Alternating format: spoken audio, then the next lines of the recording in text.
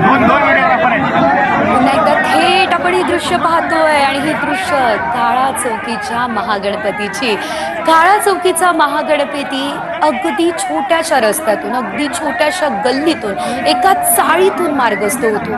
तो कसा? ही मूर्तीच इतक्या सुंदर रूपात बनवलेली असते की ज्या ठिकाणी ना अगदी दोन्ही साईडने घरं आणि दोन्ही बाजूलाही घरं असताना अगदी छोट्याशा जागेतून काळा चौकीचा महागणपती हा मार्गस्थ होत असतो. आणि एक वेगळं रूप, खूप देखणं असं रूप काळा चौकीच्या महागणपतीचं आपल्याला बघायला मिळतं. दरवर्षी ही मूर्ती आपल्याला उभ्या स्वरूपातच बघायला मिळते, कारण काळा चौकीच्या महागणपतीच्या विसर्जनाच्या वेळेस आणि ज्या दरम्यान आगमन बाप्पांचं होतं त्या दरम्यान सुद्धा अगदी याच छोट्याशा रस्त्यातून काळा चौकीचा महागणपती हा मार्गस्थ होत असतो.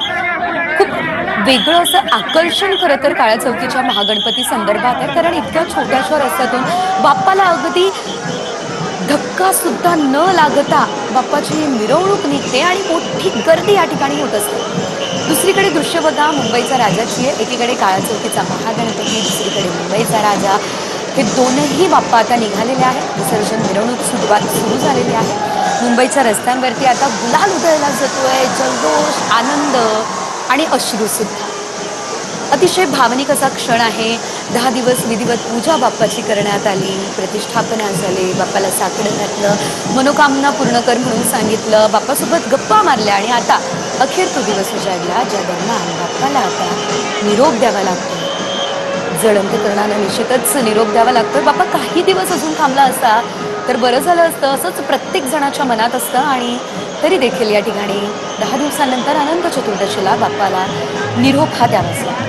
आणि आता काळा चौकीचा महागणपती सुद्धा मार्गस्थ झालेला आहे. विशेष असं आकर्षण, खरंच विशेष आकर्षण आहे या महागणपतीचं, कारण सुंदर भव्य दिव्य अशी मूर्ती तर बनवलेली असते, मात्र तरी सुद्धा या मूर्तीचा मार्ग हा अतिशय खडतर असतो. अगदी बारीक रस्ता, अगदी छोट्याशा जागेतून या मूर्तीला बाहेर आणतात, आतमध्येही घेऊन जातात आणि त्यामुळे निश्चितच विशेष अशी ही मिरवणूक असते. मात्र आता बाप्पा निघालेले आहेत आणि अतिशय सुंदर अशा पद्धतीने बाप्पा निघालेले आहेत आपण पाहतो. एकंदरीत आपण जर बघितलं तर आज ही विसर्जन मिरवणूक आता सुरू झालेली आहे. गणेश उत्सव आता संपलेला आहे. हे काही मानाचे गणपती आहेत मुंबईमधले, ज्यांची आपण ही विसर्जन मिरवणूक पाहतो.